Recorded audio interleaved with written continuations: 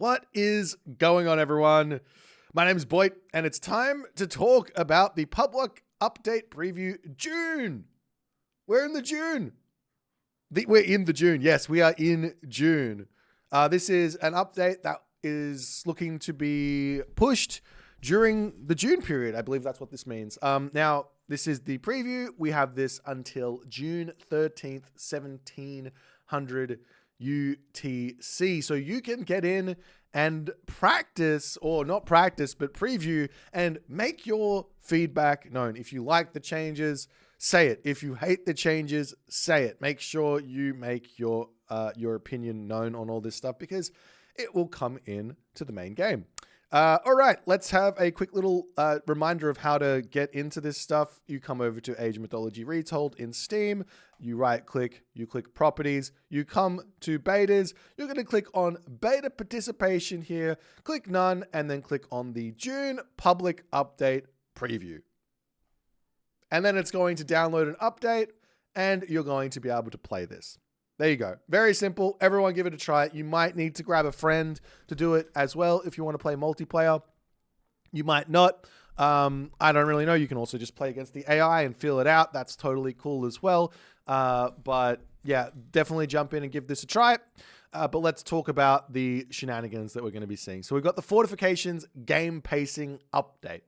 As a new gameplay evolution to improve players' defensive options, we bring you a Fortifications update. This has been on our dev to-do list for some time, has been the focus of many a post and occasional meme, and we're excited for the community to try it. Please share your thoughts on the forums. We'll be looking out for them. Buildings are more resistant to hack damage with higher increases for some defensive buildings, such as towers and fortresses. Defensive buildings, including towers and fortresses, now deal more damage to help players defend their bases. Siege weapon damage has been increased to allow them to serve their role better as anti-building units. Now that buildings are more resistant to hack damage, a new technology called Advanced Fortifications is now available to further improve fortress-type buildings. In the Mythic Age, the Advanced Fortifications technology further increases the damage and armor of fortress buildings. Villager train time has been increased. This should make the window of opportunity larger for the now increased in power booming strategies due to the stronger buildings. And for full details about changes applied as part of the balance change, please read more in the balance section of the change list. So, big changes coming. These aren't small. Like they said, this has been something that a lot of players have asked for, particularly casual players, but some notable competitive players also suggesting that this is something that is probably needed for the game. But this changes things in a really big way. Especially, well, there's the villager train time thing being changed is a really big thing. We'll talk about it when we see the exact numbers, but let's move down and walk through all the rest of this stuff as well. Some stability and performance things coming through. I'm really grateful that these keep on getting added and we keep on working towards a point where Retold is fully functional. A fully functional battle station. All right, so some graphics changes, some audio, some hotkeys. UI things getting added in as well. I'm still waiting. Like, people still sort of complain about... how do I put this? Some people complain about like the actual UI in general and that it doesn't really feel very modern or something. If there's something about the UI that you guys actually like or don't like, I feel like making some posts on this and trying to explain it. I don't really know exactly what's going on. And even the in-game, not the in-game UI, the multiplayer UI and things like that. I know some people have complained about as a sort of explanation of maybe why a lot of the competitive Age of Mythology players came from Voobly, which had a very basic sort of UI, but it was very socially orientated. You could see every single lobby easily. You could see every player that was online. There were some really big things that happened there. So I don't know. None of these changes that I'm reading here really change anything for that. It's more so just little small things going on. So I don't know if there's something you guys want to talk about. Make sure you make yourself known. Controller having some changes over here. There was a bug I remember with the controller not being able to repair a town center or something. I don't see that one getting fixed, unfortunately, but maybe it is. Anyways, gameplay fixes fixed a bug that caused the AI to not respond during sudden deathmatch on Nomad. Improve unit responsiveness by adjusting idle time between tasks. That's really nice. Improved unit responsiveness after using the stop command. Fixed a bug where units could ignore all other units around them except those attacking them. This behavior has resulted in excessive idle time and could lead to units failing to respond effectively, ultimately causing them to die. Fixed a bug where units sometimes would not send target died events. When this target died event was not sent, it could lead to units becoming idle instead of retargeting as expected. Reduce frequency of wandering for units flagged as allowed to wander while idle. Various fixes for pathfinding behavior include fix a situation where units could become stuck at the edge of the map. Fix some cases where units become confused and stop responding to commands. Fix some paths being treated as complete paths when they can only be partial paths. This is very confusing to read. Let's keep going. Fixed a bug that caused unit groups to sometimes become stuck between buildings. Okay, so this is just a huge pathfinding thing here, it looks like. We need pathfinding improvements, so hopefully this makes the thing better. Make sure you're checking this out in the public update preview to make sure that all this stuff is feeling better. Villager priority system improvements. I don't use this, but hopefully people who do use this are enjoying. I'm just skimming through this because I'm struggling to read it. Caravans will now head to their intended town center after training if their market's original town center target was destroyed and then rebuilt. That's kind of cool. That makes life a little bit easier. Newer dynamic modifiers are now processed first. Okay, Chi-Yol units granted from using a cheat can now damage buildings. Okay, I'm not exactly sure what that means, but good. All right, let's go down. Now we've got the balance. This is where things get spicy. All buildings. Hack armor increased from 30% to 40%. To be completely frank, buildings are pretty strong. Buildings are pretty strong in terms of HP. So this is an effective HP increase from 30% to 40%. This is making buildings really, really tough to kill for ground units. The idea here, I think, is people aren't using Siege, which I don't know about you, but I'm using Siege. So, yeah. Okay. So this is interesting. We'll see how it goes. I'm not going to jump to any conclusions on this one, but that's a pretty significant change to something that I don't think is really an issue at all. Okay. Sentry Tower adjusts as follows. Hack armor increased again, so making the Sentry Tower even stronger. Build points increased from 50 to 60, making towers longer to build. Take longer to build a tower. And damage increased from 5 to 8 pierce. So this makes your tower go from 10 pierce damage up to 16 pierce damage. So this is a significant boost in damage. I'm going to have to do some number crunching on this to see exactly what a tower is worth population-wise, because that's how I determine whether or not it's kind of worth to build it.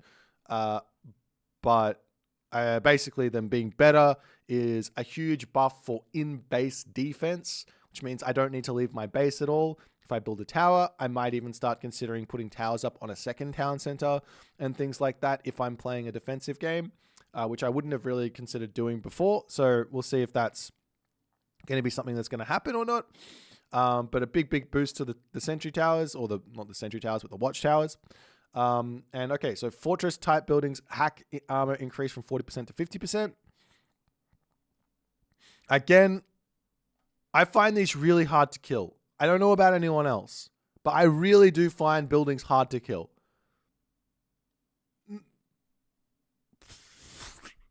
Okay, in my games. In my games, I find these hard to kill. I feel like I need siege already, but it's okay. Town center hack armor also increased. Town centers I definitely find hard to kill, but they go up by 5%. That's not a huge boost, so it's not a huge change. Watchtowers cost increased from 150 and 50 gold to 200 wood, 100 gold. This is actually quite a significant boost. This is returning the Watchtower to the cost of legacy from memory. I think, yeah, this is kind of wild. Maybe the whole idea is that this is trying to bring back maybe the legacy numbers on the buildings. I know that there was some videos made that showed how nerfed the buildings were from legacy to Retold, or from in Retold compared to legacy. I also remember people complaining about how strong buildings were in legacy, by the way. So it's that there was like there's always two voices to this argument of stuff. So let's keep going, and I'll maybe give you a thought after we see exactly what everything is. Added advanced fortifications, mythic age technology, which improves fortress building damage by 30%, and minus 10% hack vulnerability. So this is even bigger. So in the late game, we're now saying buildings are even more powerful, where in the late game, they're already very useful. This is a really, really expensive tech, though. This is like 1,200 resources. That's a lot of resources. You're not grabbing this until like hyper late game, right? Okay, fishing ship. Train time increased from 15 to 18 seconds. Caravans 15 to 18 seconds.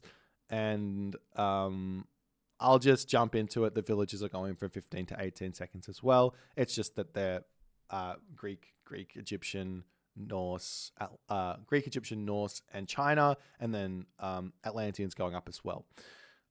Also, survival equipment going up from 150 to from 100 to 150 to 150. So now going to be 300 resources. Okay, I don't know. First and foremost, so take everything I say right now with a grain of salt. But villager train time going up improves raiding. Raiding is going to be more important now because it takes longer for a villager to come out. Fast second town centers are now going to take longer to pay off, meaning fast second town center gameplay technically is nerfed to some degree. However, the percents are still the same. So if I get a second town center down, I'm still 100% increase in my villager train time. So I'm still getting in front of you. It's just that I'm not sure exactly what the math is. I haven't thought about it, but the percents are the same. So it shouldn't change anything in terms of like how effective it is, but it will take longer for you to get that advantage. Your opponent's taking longer to get. I don't really know.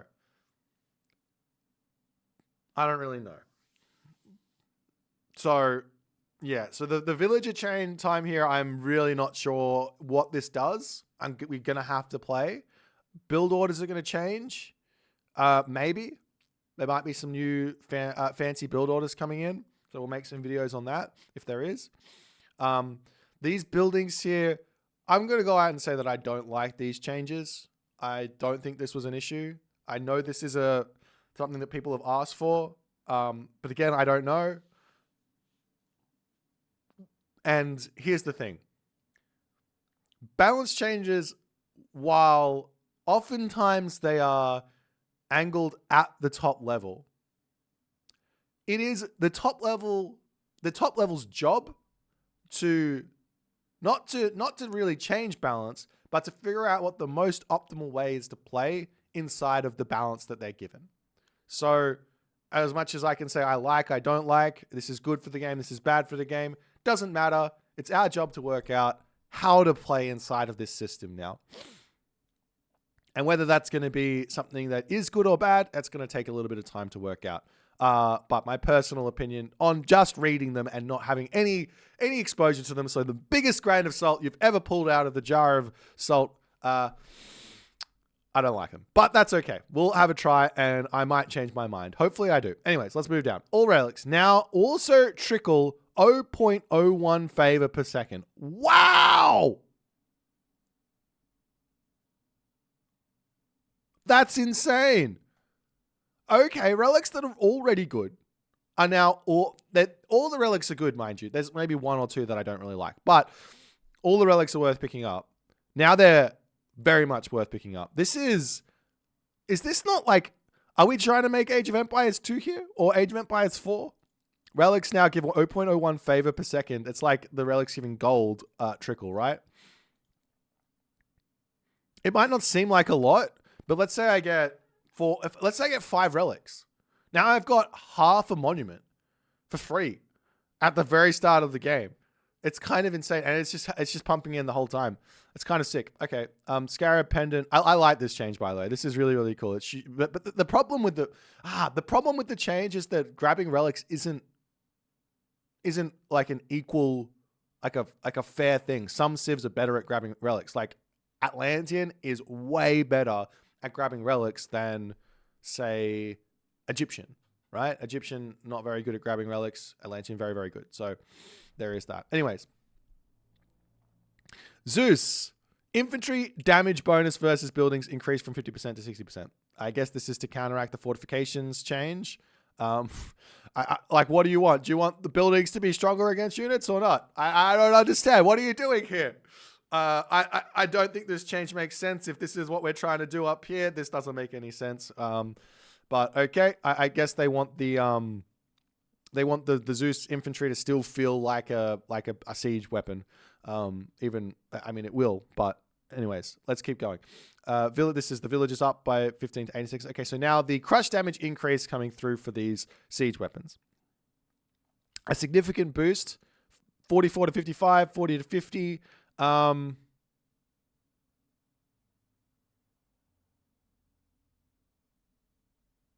Like I said, I was already building siege. I think most people were building siege when they were making pushes happen. Siege is very, very important at the moment, but now it's even more important. So I'm a fan of giving players more agency with their ability to push and making these siege weapons more effective. So this is really good for me. I know that this is counteractive to what's happening up here as well. So that they're giving a little bit more agency there. So I like that. Hopefully building spam is able to be dealt with these changes. I don't know if this is enough or not. I think it is, but we'll see. Atalanta having a nerf. Centaur going back. They didn't like this change apparently. So yeah, and also the Atalanta having a big HP nerf. I wonder why that is. I guess it's just because she's really quick and they're trying to... I'm not sure. Okay, so... And then the fortress hit points are also going up. So you get extra hack and extra hit points. I'm not going to jump ahead of myself. I'm going to complain about it when I get to the civ that I think this is going to be the biggest problem for. All right. Damage increased from 10 to 15. Build points increased from 110 to 135. So it does take longer to build the fortress. Okay, so I think the idea there with the build point increase is that one, we're slowing down the build time for the fortress, so that reduces the spammage of the fortress, or of the fortress type building. But we're also slowing down the Mythic Age by doing this. If someone is trying to just play a turtle game and then rush Mythic Age, it's going to take them a little longer because the time it takes to get the fortress up. Anyways. Technologies. Will of Kronos. Cyclops area increase on hack. Attack reduced from 3 to 2. This was a really strong unit. I don't know if this unit was ridiculously busted. I know that there were some players complaining about it just on the fact that it was too effective in certain situations. But it really does require a big investment to go into Cyclops and a big loss by not going into Athena or Hermes, right? So yeah, I played 2 games against the Cyclops. I misstepped once and lost all my army and lost the game, which I mean is pretty brutal, but I mean that's what happens in a game of Age Mythology if you make a a really, really big mistake. You should lose the game. And then I played another game where my opponent went for the same strategy and I absolutely dominated it because I didn't misstep. So, yeah. Anyways, Sarissa adjusted as follows. Cost increase from 125 wood, 20 favor to 225 wood, 20 favor. Big cost increase. And then...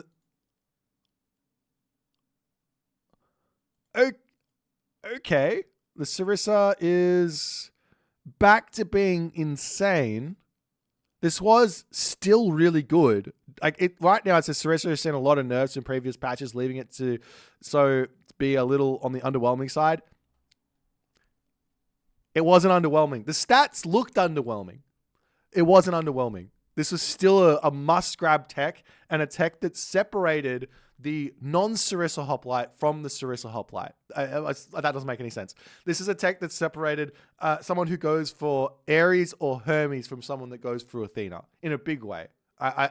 Like, you could jump into an editor and run Sarissa versus non-Sarissa hoplite, and you'll see exactly how much of a difference it makes. It's not small.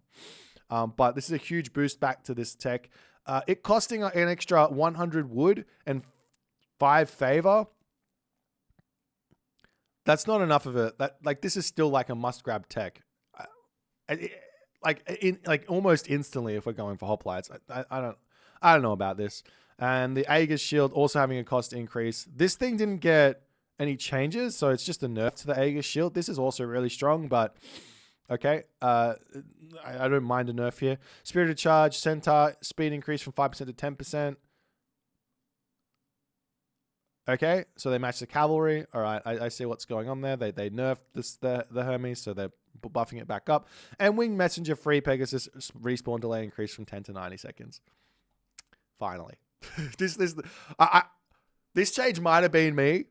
I was complaining about this. I'm sorry if you guys liked your 10-second respawn on the Winged Messenger, but that is unfair.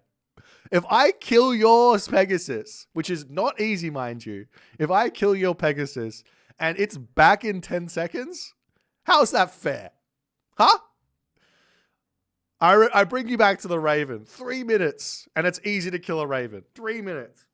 Okay, 90 seconds is still really, really good.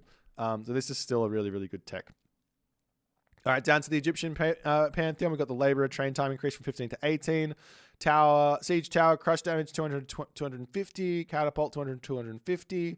So some huge boosts here. Now, granted, you have to take into account that this is just the damage per attack. It's not your DPS. DPS is the number that you need to care about with these changes. I don't know what the difference between these are and say the Greeks, which was only like 11 damage or something increase. So keep that in the back of your mind. War Elephant's also going up by 1x, and Spearman hit points have been reduced. So the Spearman was overperforming without a doubt in the current patch. So I like that change.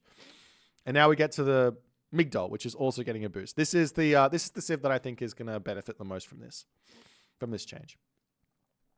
Why? Well, what I'm going to do is I'm going to get to the heroic age. I'm going to place MIGD Dolls down onto a gold mine. And you're not going to be able to attack it without siege, which is going to take time for you to get out. You're going to have to build your fortress, which is already delayed. You're going to have to get your Metropolis out to start sieging me down. And by the time you do that, I will be in the Mythic Age. So it's incentivizing a strategy that for Egyptians that is very uninteractive. So what I'm hoping is that things like the Siege Tower and Catapult damage is going to be enough to make these strategies very, very difficult to pull off. That's what I'm hoping. So rushing out Siege to try and take out a fast mythicking MIGD Doll laming ISIS player, for example, fingers crossed it's good. We'll see. All right. Technology no longer auto-complete Watchtowers upon... All right, I take it back. This is the best change ever. I love it. I'm a fan. Egyptians in Retold don't need free Watchtowers. I've been saying this for a little bit. They don't need free Watchtowers. The reason they don't need free Watchtowers is because their classical age is the best. Their actual classical age is the best. In Legacy, it wasn't. In Legacy, they would get rushed by an Odysseus, for example, and they wouldn't have any great answer to it. This changes everything. 100 gold for the Watchtowers isn't a lot, but it is enough to really change things. So everything gets delayed. I might be. This might actually all be completely fine after all is said and done. Because the fact of the matter is, with the gold cost 100, you have to get yourself 650 gold before you go for your town center.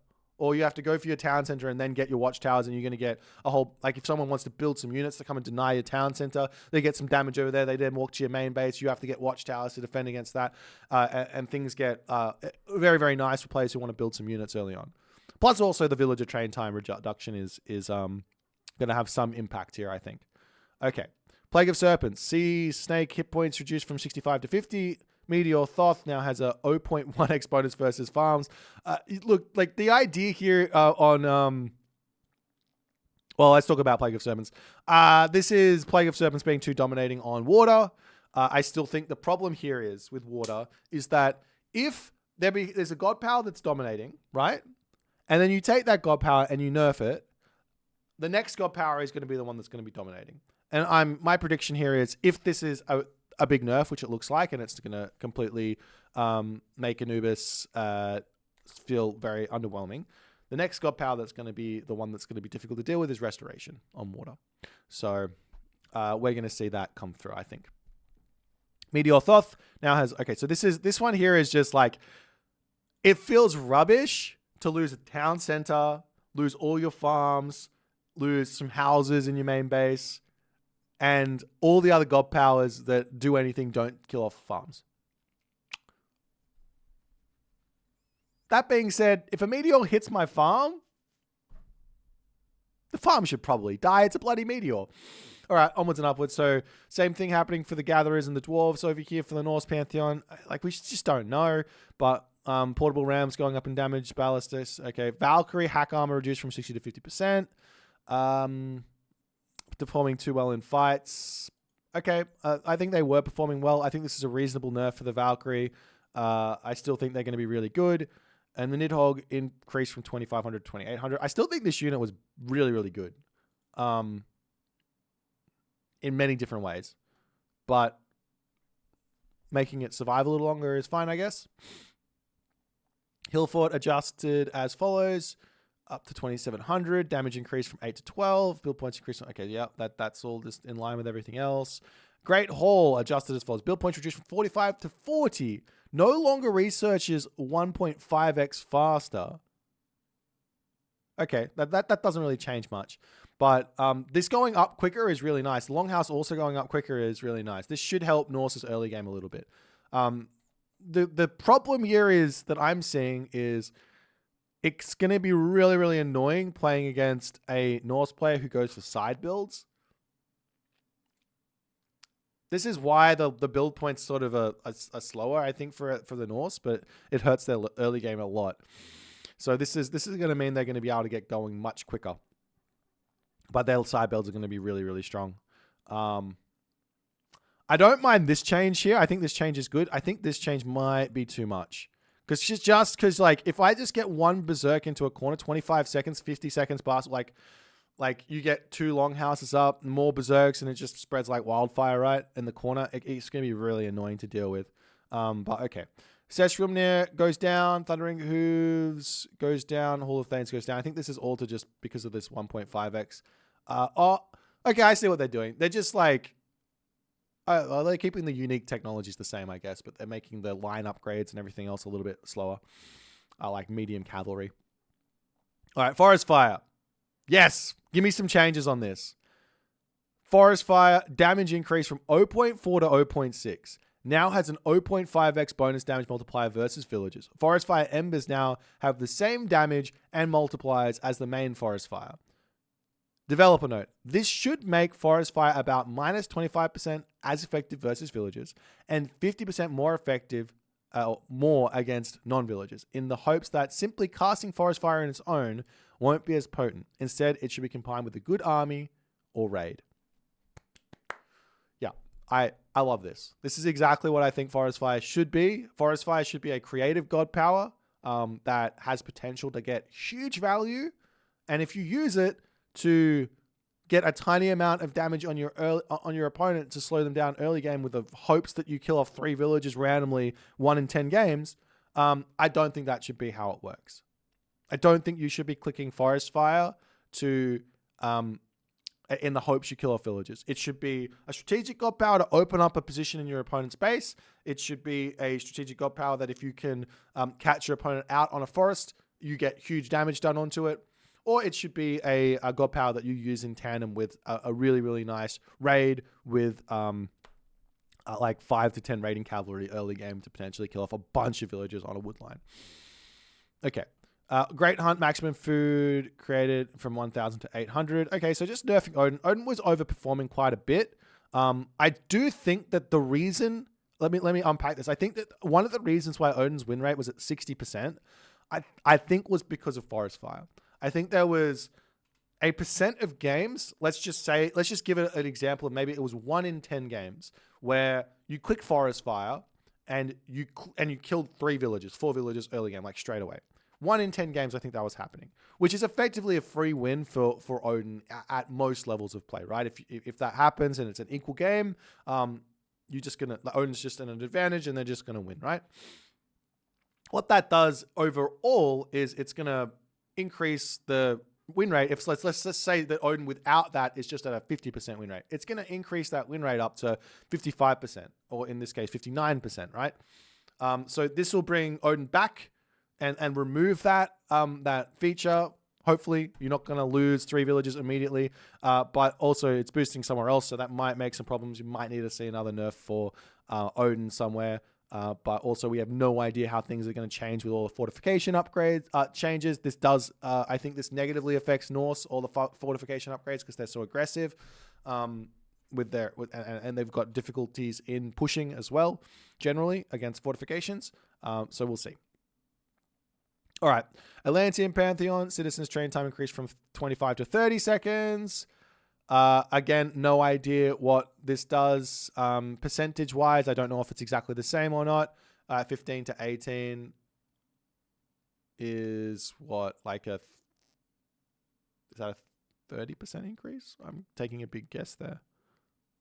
I don't want to get up a calculator. I'm going to just go ahead and say that the devs have thought about it and it is exactly the same. All right, fire siphons, crush damage increased. Okay, Turma hit points increased. I'm not gonna lie, it's funny, like I was actually starting to really use these because I was like, there was this question that was happening, like, why build Turma when you can build Contarius, for example?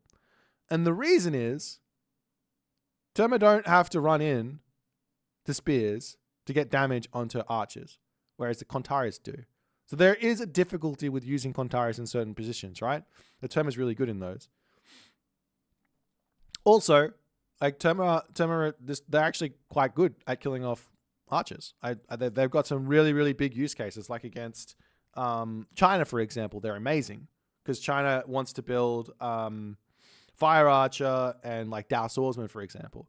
And if you're trying to beat Dao Swordsman and Fire Archer with Contarius, they're going to mix in some halberdiers as well, and they're just not going to get onto those fire archers, and it's not going to be a thing. So, yeah, interesting. All right, destroyers getting bonuses as well. Okay, fair enough, because they need to. Fanatics going down in build time. I like these changes here. These are units that should be coming in to the game a little bit more quickly. I think Atlanteans were unfairly... the train time was unfairly set compared to other civs from the fortress or from the palace. So yeah, and and they are getting a boost here as well. I think this is good. I think this unit was over nerfed. I did think it needed a nerf by the way, but it was over nerfed. And I think this is a great little thing for this to happen. Okay, Center Manus hit points increased from 850 to 900. Palace adjusted as follows, going up. Everything going up. Halo of the Sun adjusted as follows. No longer affects fire ships and damage. Now also increases Arcus range by +1. Wow! That change is huge.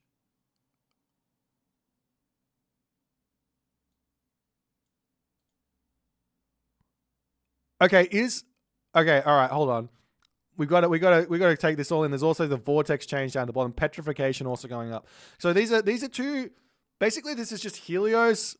Helios was like garbage tier, right? Like basically garbage tier. Now, I don't know if it is.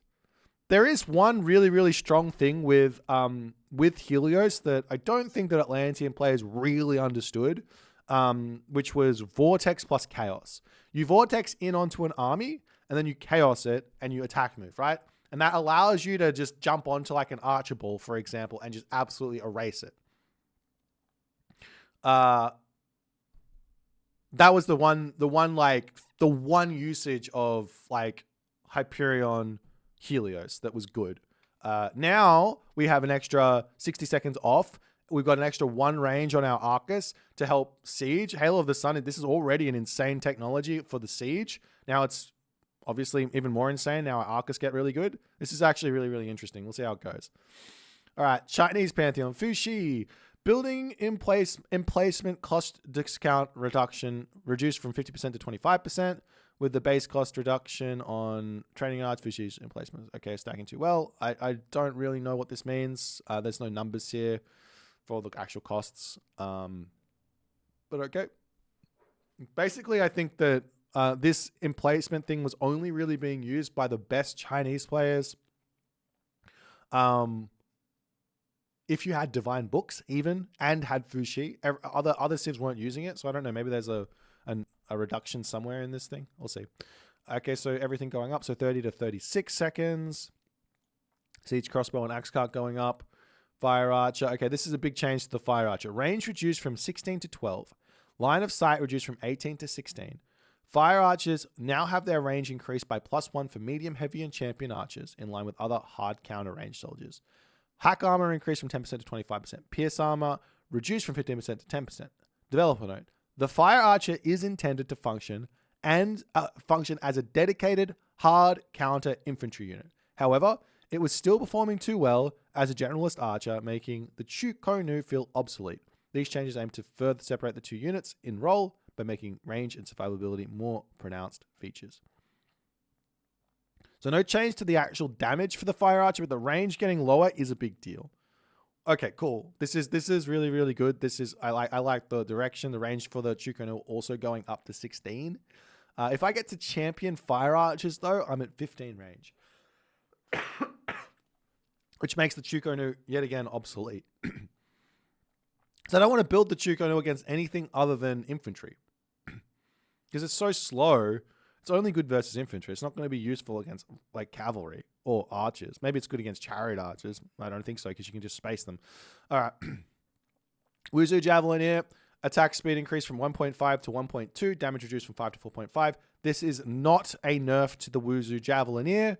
This is just keeping the damage in line, the DPS in line. The reason for this change, as far as I'm concerned, is that the attack animation was so wonky that it made it really, really hard for players to actually control it, like do animation canceling and shoot and scoot, basically, or walk. This should make this basically the same as a Peltast, from what my understanding is.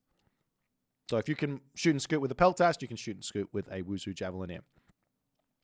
Tiger Cavalry. Hit points increased from 165 to 170. Chillin', 210 food to... Okay, this is just getting nerfed. Pick shoe. Trade rate increased from that to that. Yang Xian. Damage area reduced from 4 to 3. Okay, so nerfing the Yang Xian's damage. Weng Zhong reducing the hit points. Ying Long hit points increased. Really? Oh, that's the dragon. Okay. Yatsu adjusted as follows: 260 to 300 and bonus damage. Okay. I know that this unit wasn't being used.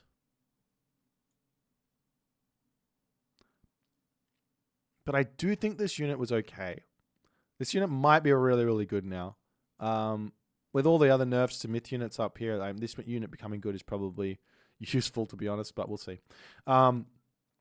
Okay, so the ballet is going up. And yes, okay, so this is what happened. So the military camp actually getting reduced because it was just too expensive for Chinese gods not named Fuxi with divine books to grab. So this is nice.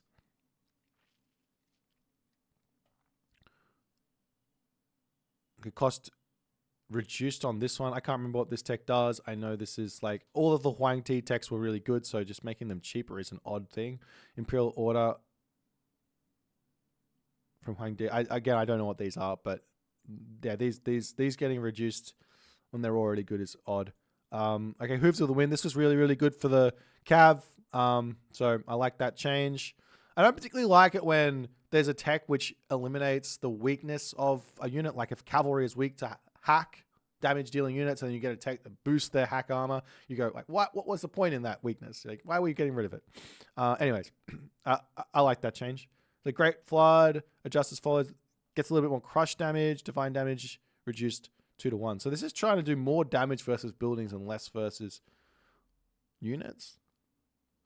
I'm confused, but okay. And I think that might be the end of the balance changes, and that's it. Okay, cool. Overall, this is, like I said, I don't really know. Huge changes for villager train time means changes in build orders. Huge changes for fortifications means slower gameplay, more ability to defend, I guess. But also huge changes to siege, meaning ability to now siege our opponents. We'll see. I don't know. It's not a balance change for me, but it is something new, so it is for me. So I like new things. I like when the game changes. So we get to think about things and try and come up with new ways to play the game. But we'll see how it goes. Hopefully you guys enjoy it. Make sure you make yourself heard on the forums here in the Age of Empires thing or on the Discord or whatever. Make sure you try it out, and we'll see you in the next one.